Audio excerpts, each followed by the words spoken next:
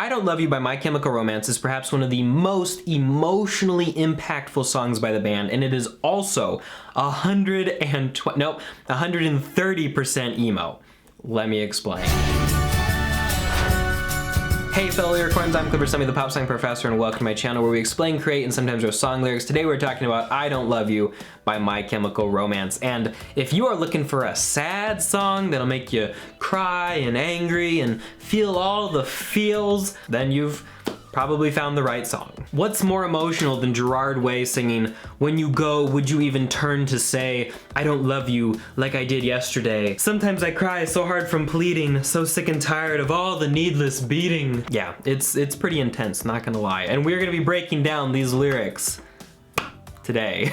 A lot of people suggest that the song overall could be about the cancer patient who's kind of the main character of the Black Parade album, this person who's dying and thinking about their life and experiencing the afterlife to some extent. Or it could just be about a relationship that didn't work out. I mean, it could also be kind of a combination of the two, but the basic story here is this relationship was going one direction and apparently one person was kind of a jerk and seems to be breaking up with the other person for no reason or doesn't really explain why, and now the other person understandably is kind of hurt and maybe a little bitter, but essentially is saying that the other person has ruined this relationship, something that was good for both of them. Before we go any further, I just want you guys to know that I've got musical suggestions for you. I was asking myself, what makes a song really good? And for me personally, a really good song is one that's deep, has something to say, and is catchy. It sounds good. So I made a playlist called PSP's Deep and Catchy. It's linked in the description down below. Go ahead and follow that on Spotify, and I update it every week with new songs that I find. You're welcome to suggest songs for it as well. And I'll keep you up to date with some hip, cool tunes, yo. Anyway, back to the lyrics. So in verse 1 we hear, "Well, when you go, don't ever think I'll make you try to stay."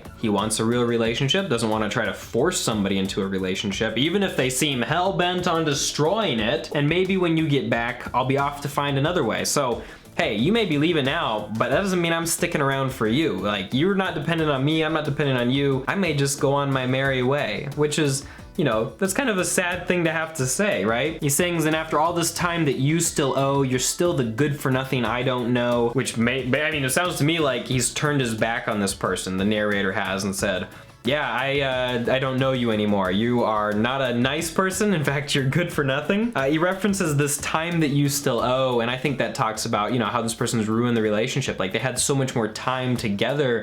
It could have worked, it could have been good, but this person just ruined it. Now they owe happiness and they owe time to the narrator. So take your gloves and get out.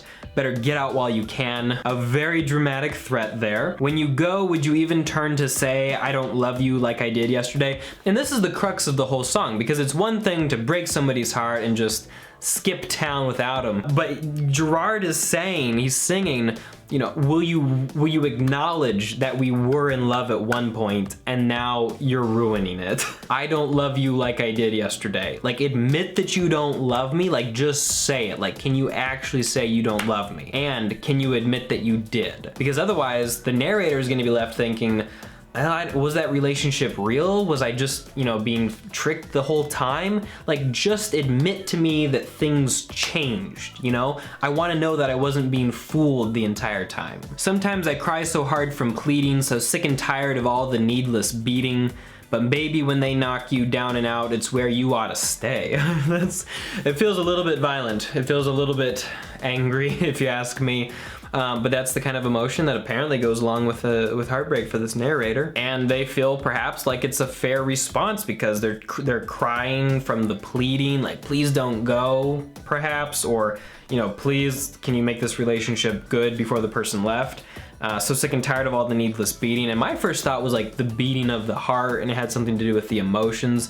But it could just have to do more with like an emotional beat down. "And after all the blood that you still owe, another dollar's just another blow. So fix your eyes and get up, better get up while you can. Whoa, whoa." Now I did read one website, songfacts.com, who is usually spot on, but in this case, they thought another dollar's just another blow was a reference to a prostitute. No. The point of the song is not about a prostitute, it's about a relationship that ended that was good at one point and now just all of a sudden is Gone. Where'd that relationship go? Why'd you take it away? Except with a lot more anger and crying. But that blood you still owe seems like kind of a metaphoric way to talk about the life I lost spending energy and time on you. The dollar's just another blow seems to be a reference like, you know, another attack, another hit. And I don't know why the other person is spending dollars. I'd really like to hear your thoughts on that. But I mean, if somebody was giving you money after they broke your heart, it would kind of feel like a blow, like a punch, you know?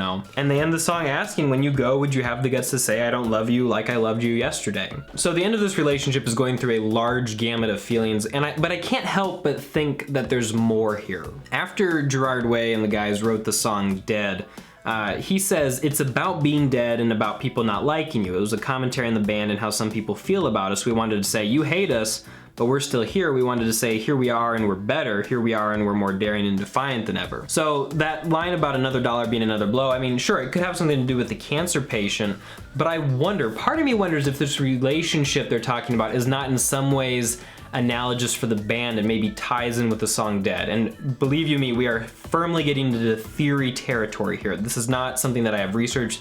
It is just a hypothesis based on other thoughts the band was having at the time. But what if the song is to fans or to someone or some people who liked the band at one point and is now crapping on it, and the band is saying basically like, well, admit at least that you used to like us, right? It's an imperfect theory, but I think it explains the dollar line a little bit better since there is a lot of money that goes into supporting a band. But I think overall that the basic narrative of what's happening here, somebody feeling like their heart is being broken by somebody who left when apparently things seemed pretty good in the first place, it kind of applies to both stories, right? Just a personal theory. I think that the deeper meaning of this song is never going to be fully answered or explained until we actually hear it from the people who wrote it. We can talk about the basic narrative structure, we can talk about what's happening, the feelings, the emotions, but there's a lot going on behind the scenes, and so I'd be really curious to see if they do play this song and then are prompted to talk about it in this next tour cycle for them. In any case, guys, don't forget to check out the PSP Deep and Catchy playlist for you down below in the description. Check out this explanation of famous last words and this deconstruction of teenagers where we talk about rhyme structure. Super helpful for you songwriters out there who want to